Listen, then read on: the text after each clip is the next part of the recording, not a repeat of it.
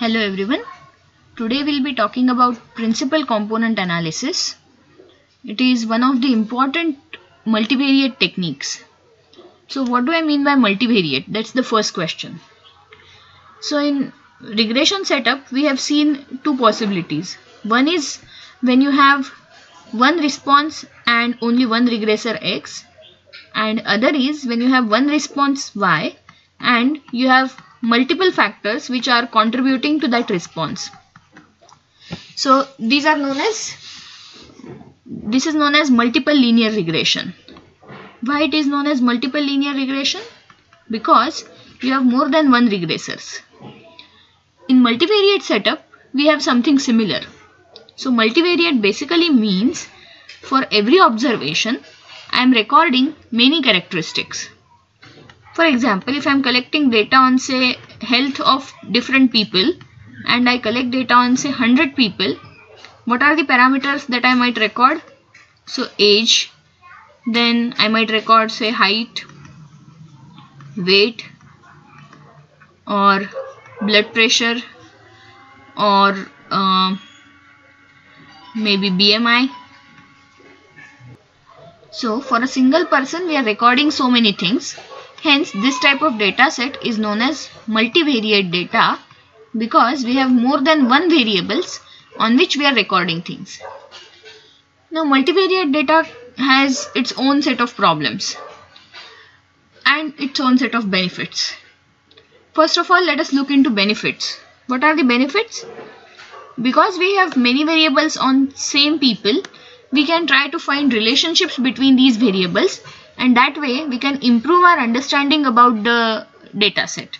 Instead of looking at say ages of people and heights of people and weights of people separately, looking at them together might improve our understanding of the data. It might give us better insights. Okay. On the other hand, the cons include, first of all, visualizing. Visualizing becomes very difficult in multivariate data. I can draw 2D graphs or at most 3D graphs, but as soon as I have more than 3 variables, how can I visualize them? I cannot draw a 4D or 5D or for that matter 100D graphs.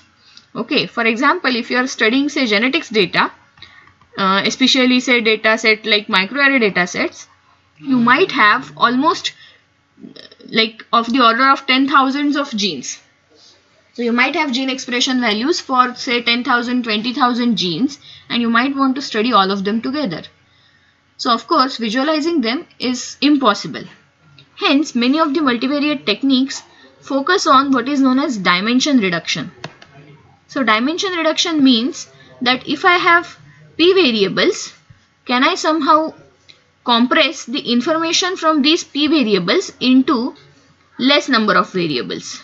So from p variables, can I construct maybe 2 or 3 or in general less than p variables so that visualization and understanding becomes better? Okay. And one of the most important data dimension reduction techniques is principal component analysis. Remember, the spelling is not PLE, it is PAL. What does it mean? It means you are trying to locate the important components of the data. Okay. Now how do we do that? First of all, as I said, our aim is to reduce the dimension. So if I have some variables like I mentioned here, say age, height, weight, etc., we try to see if some of these variables are giving us repeat information. Okay. For example, if I draw a scatter plot of height and weight, what do I expect to see? So if I have say height on x-axis and weight on y-axis, what do I expect to see? I expect to see that if I draw a scatter plot, I'll have more or less this type of graph. This is positively correlated data, right? What does it mean? It means that if I know height of a person, I already have some idea about weight of a person. So I would know that weight is going to be roughly in this area. I know that most probably weight is not going to be somewhere here or somewhere here. So even if I don't observe weight, using height I already have some information about more probable values of weight. right? So when I record data on a new variable weight, I am not getting completely new information. Some of that information is already given to me by height and only a part of that information is new. Okay, so what PCA tries to do is, PCA tries to reduce this repetition.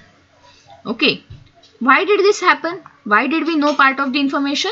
Because height and weight are correlated, not necessarily positively. Even if you have you have two other variables which are say negatively correlated, still that correlation is going to tell you something about the other variable using one variable.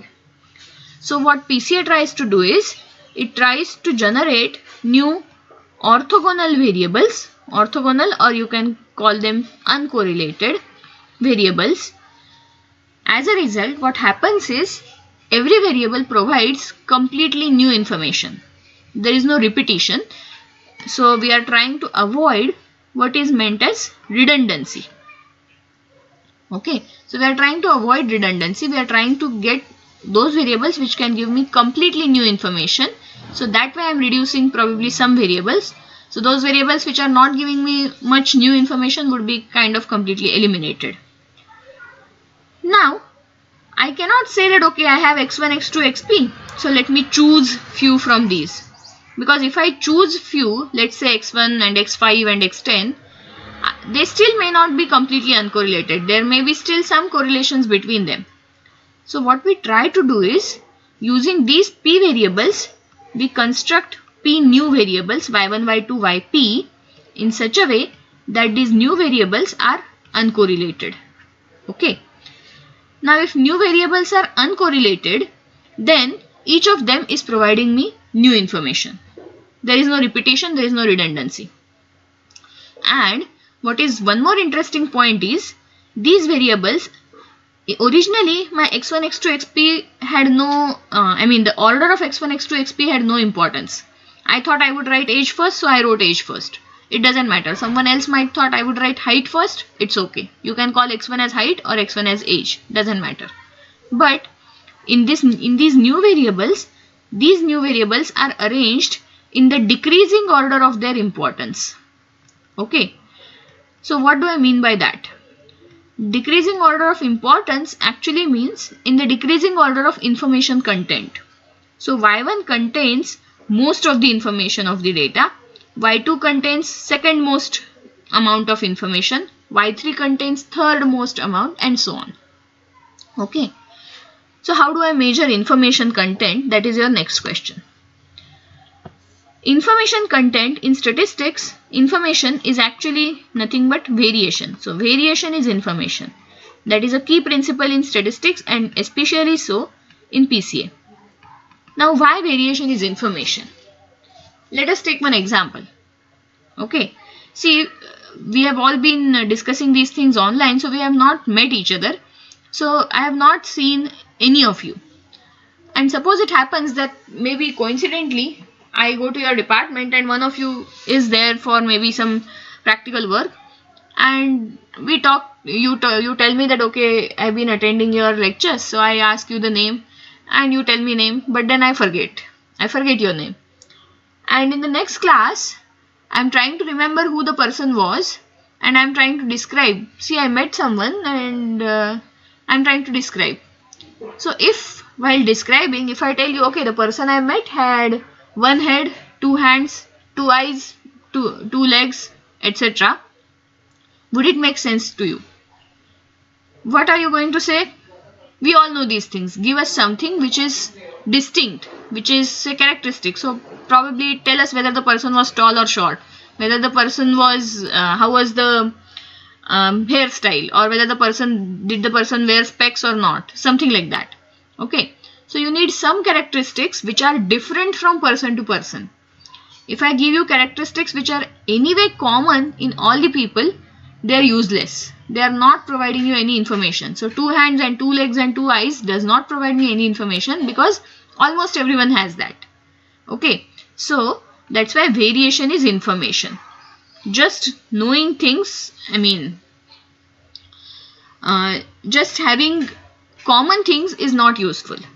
So that's why these y1, y2, yp are arranged in such a way that variance of y1 is the largest, second largest variance is y2, third largest is of variance of y3, and so on till variance of yp. Okay. So we try to construct new variables y1, y2, yp from the existing variables x1, x2, xp such that they are arranged in the decreasing order of importance or in the decreasing order of variance. Okay. So as a result, what happens is I don't need to consider all p. If I feel that okay, just y1, y2, y3 are giving me enough information, of course they won't give 100%. For 100% I may need to go till yp. But if suppose I have say p equal to 20, means originally I had 20 variables.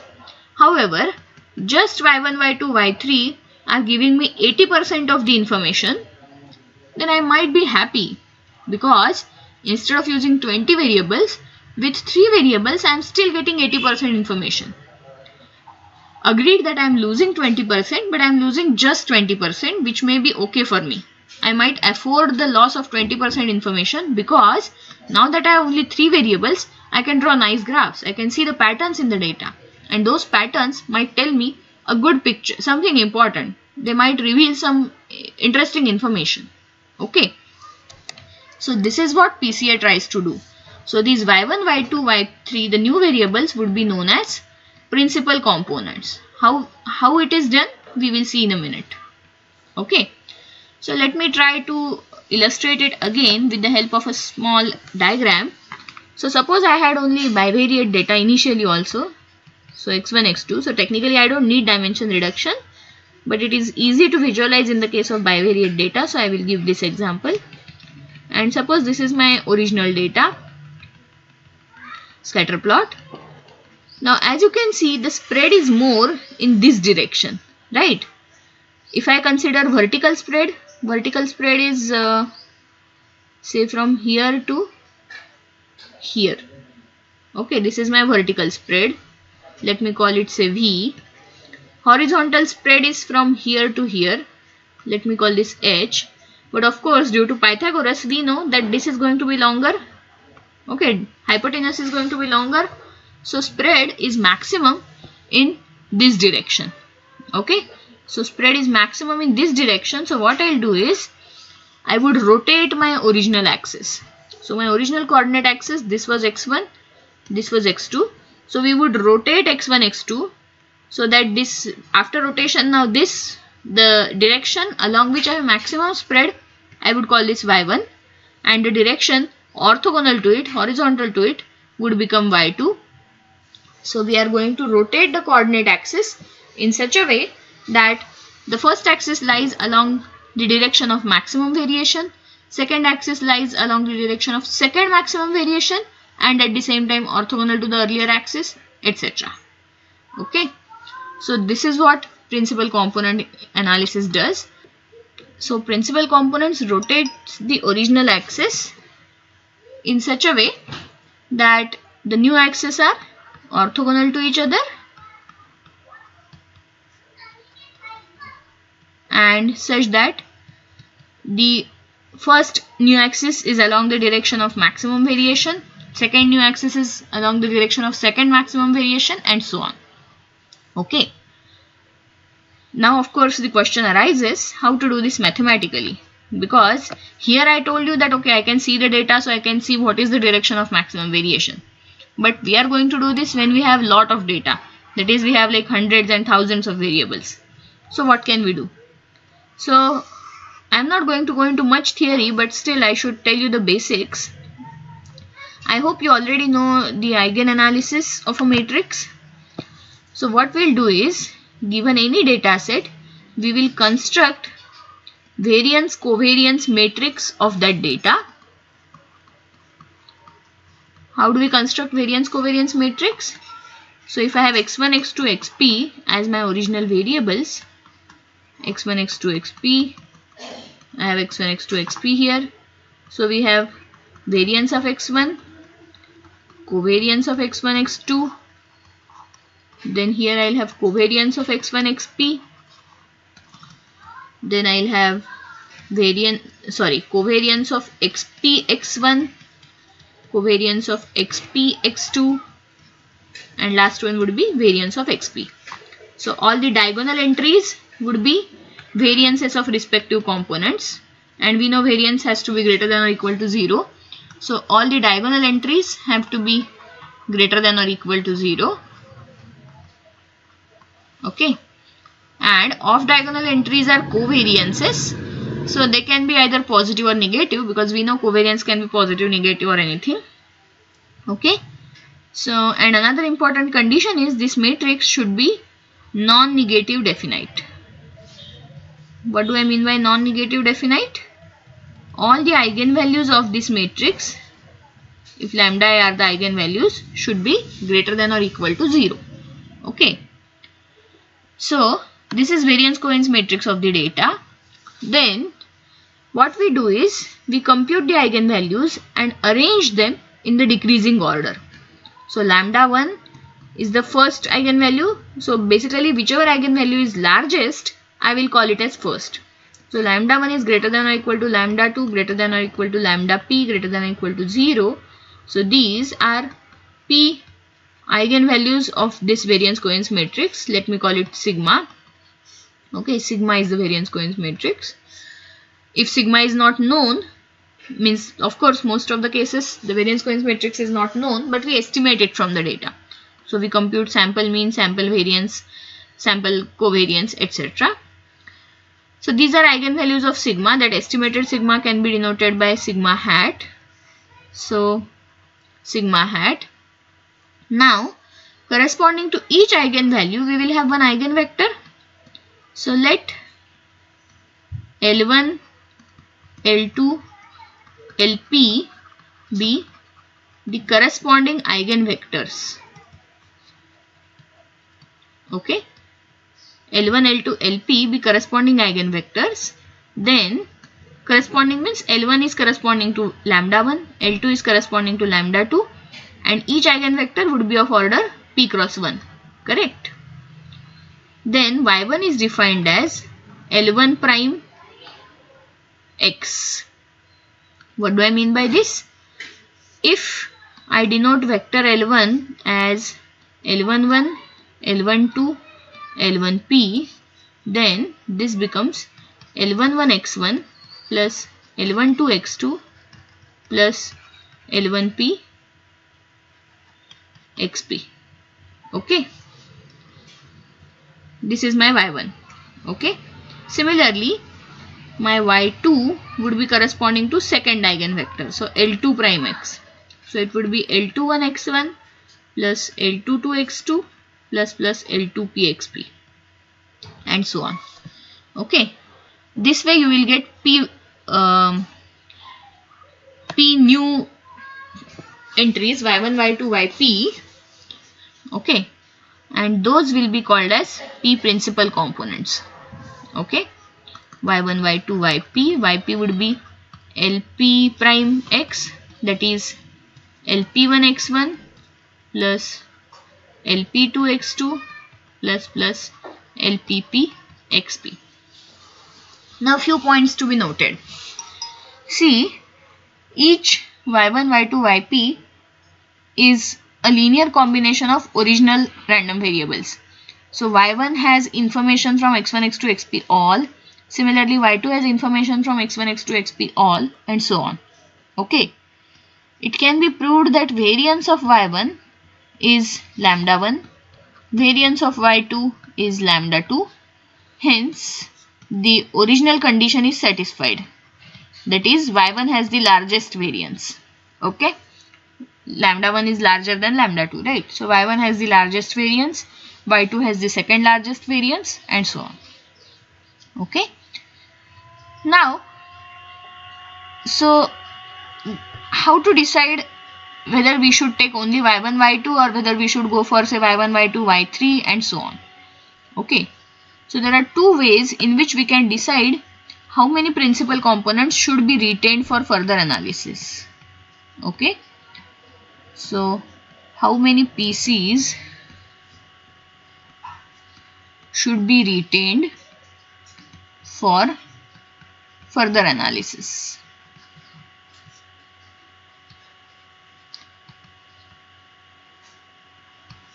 So there are two ways. First one is a graphical way.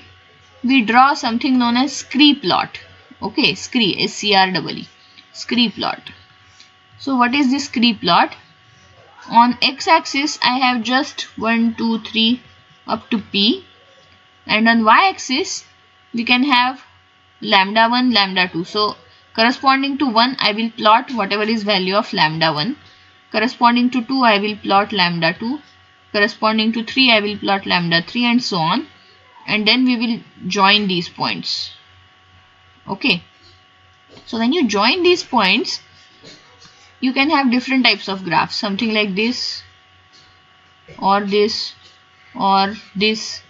Okay. So this graph bends at different points. Okay.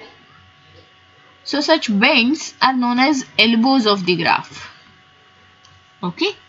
Because lambdas are decreasing, we can never get a graph of this type. Okay, we can't get an increasing graph. So we will always get a decreasing graph, and we will get an elbow. So what is an elbow? So elbow is basically a point after which graph becomes almost parallel to x-axis. It's a point after which graph becomes almost parallel to x-axis. What does it mean? So remember, the lambda 1, lambda 2 values are variances. So their variances means they are kind of telling me importance of each PC. So when graph becomes almost parallel to x-axis, it means that all the remaining PCs are equally important. Okay, and it's generally negligible importance. So what we do is, let me draw a better graph. So suppose I get something like this. Okay, suppose this is 1, 2, at 3 suppose I have elbow, 4, 5 up to P. So at 3 I have elbow means variance of third PC, fourth PC up to pth PC is almost the same. Okay, so I can't say third PC is significantly more important. They are almost equally important. So if I want to throw away some PCs, I should throw away all these guys which are equally bad or equally good. Okay, so the point at which elbow is there, we take only the PCs before that point. So here I would take only 2 PCs. Because third PC onwards, the height is almost same. The graph is parallel to x-axis means variance is more or less same. It won't be exactly same, but it is more or less same. So they all are equally unimportant. So we should retain only the first 2 PCs. Okay. So this is a graphical method known as scree plot. Okay. There is another method which depends on the percentage variation explained. Okay. Percentage variation explained. So what we do is, we know lambda 1 is greater than or equal to lambda 2, etc. Lambda p greater than or equal to 0. So percentage of variation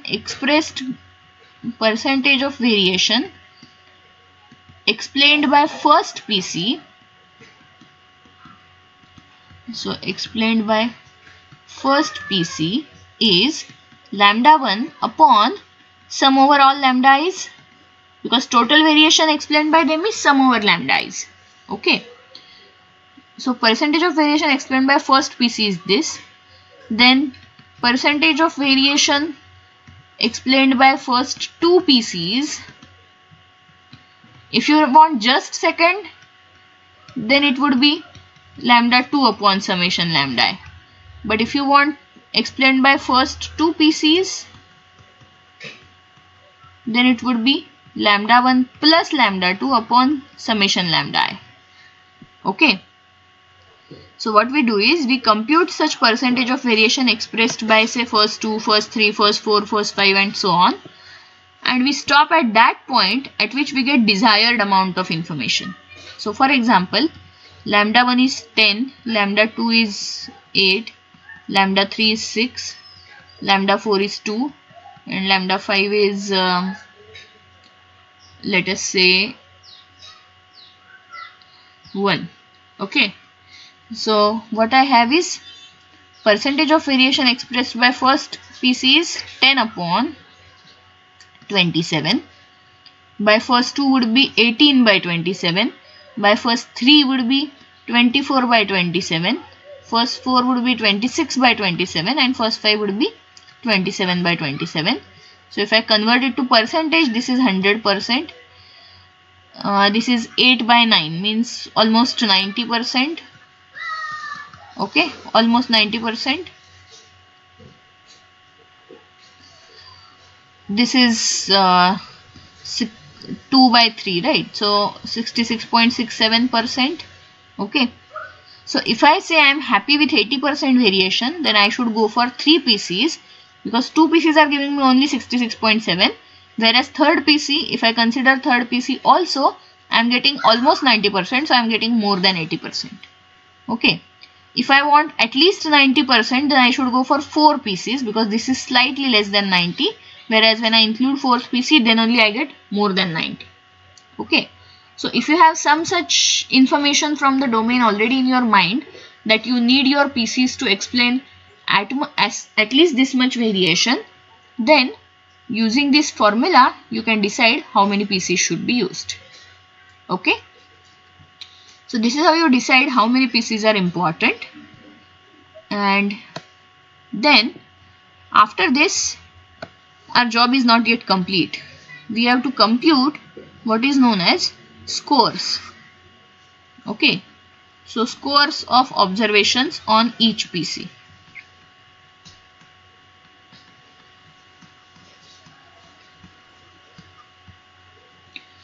So what do we mean by that? So our expression for first PC y1 was L1 prime x, that is L11 x1 plus L12 x2 plus L1p xp.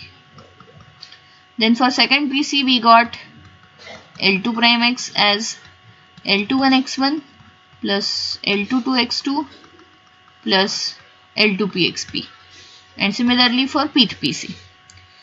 Now L11, L12, L1p are coming from eigenvector, right? First eigenvector will give me values of L11, L12, L1p, and x1, x2, xp are my original variables. So if I consider the same example that we were discussing about earlier, they are height, weight, age, etc. So for every person, I am going to have different values of these height, weight, etc. Right? So original data what I have was person 1, person 2 up to person 100, and then I had x1, x2, xp. So what I'll do is, if I use values of person 1 in this equation, I would get value of y1 corresponding to person 1 only. Following me? Similarly, if I use values of person 2 in this equation, then I will get values corresponding to y1 for person 2 only. So what I'll do is, I'll get y1, y2, yp for each person, person 1, person 2, person 100, by putting in respective values of their own variables, that is their own heights and ages and weights, etc. Okay, so this new data set is known as score matrix. Okay, score matrix. Why? Because it gives scores of each person, or say each observation on each PC. Okay, and generally we draw a score plot. So scores corresponding to PC1 and PC2 for all the people we draw here, and if there are any inherent groups in the data, then score plot makes that distinction clear. So you can see some clear-cut groups, and that becomes two important groups in the data. Okay, for example, you know, there are some insects called as paper wasps. So in paper wasps, just like honeybees, there are multiple categories. There are workers, there is like queen kind of paper wasp which breeds, and then there are females which just help in rearing. Okay, so what some ecologists did, they took measurements, physical measurements of the paper wasps, height, then height means actually length, width, length of the head, width of the head, etc. And they tried to compute principal components from them and then plot the graphs, and they could see one group of, say, worker wasps, one group of female wasps, and the queen wasp as separate entry. Okay, so if there are such in existing groups present in the data, in scatter plot we can't visualize them because we have too many variables, so and they may not differ on each and every variables. Okay, so in scatter plot, basically drawing a scatter plot itself is impossible when you have too many variables, and if you draw scatter plot of just say 2-3 variables, then you may not be able to see the patterns. However, because PCA takes in information from all the variables, it can capture such patterns, it can give you such interesting insight, and a score plot can show you if there are separate groups existing in the data. Okay, so this is one of the most important applications of PCA. So dimension reduction to do visualization. So visualization is done via score plot, and once you have score plot, you can see the groups present in the data. Okay, so another thing is, from this, now some people might still say that this is not completely dimension reduction, you are slightly cheating. Why cheating? Because you are saying fine, y1, y2, from y1, y2, yp you will use only say y1, y2. But for computing y1, y2 you need everything. You need x1, x2, xp, all of them. So at the data collection level there is no dimension reduction. You have to still collect data on all the variables. The only thing is later while plotting and while using, you are using less. So there is an alternative way. So if suppose you want to reduce your efforts of data collection, so if you don't want to conduct an experiment to collect data on x1, x2, xp, all of them, then what you can do is you can first do a pilot study, okay, where you do PCA, and after doing that pilot study, you identify which variables are important in your data. Means when you get these equations L1, L2, etc., you can see in first PC which variable has highest coefficient in magnitude. Remember, magnitude, sign may be negative, it's fine. So is L11 highest or L12 highest or L1p highest in magnitude? Magnitude means basically mod L1j. So if suppose L12 is largest, then we say that X2 has most important role in Y1. Okay, if L12 is largest, we will say X2 has most important role in Y1. As a result, what we will do is, because X2 has most important role, we would say okay, X2 is an important variable, let us collect data on that. Similarly, we go to Y2 now and see which coefficient is largest in magnitude. Suppose pth coefficient is largest in magnitude, then I would say okay, as per Y2, xp is important. Remember, when I am choosing from Y2, I should ignore x2 because x2 is anyway important. So among the remaining, who has the largest coefficient? That is what we are trying to check. Okay, we do this exercise for all important PCs. We don't do this for all PCs. Okay, so if we have concluded that only y1, y2 are enough for us, then we would take only from y1, y2. So we would say okay, x2, xp seem to be enough. Okay, so if you want to do dimension reduction at data level, data collection level, then x2, xp may be collected, others may be ignored.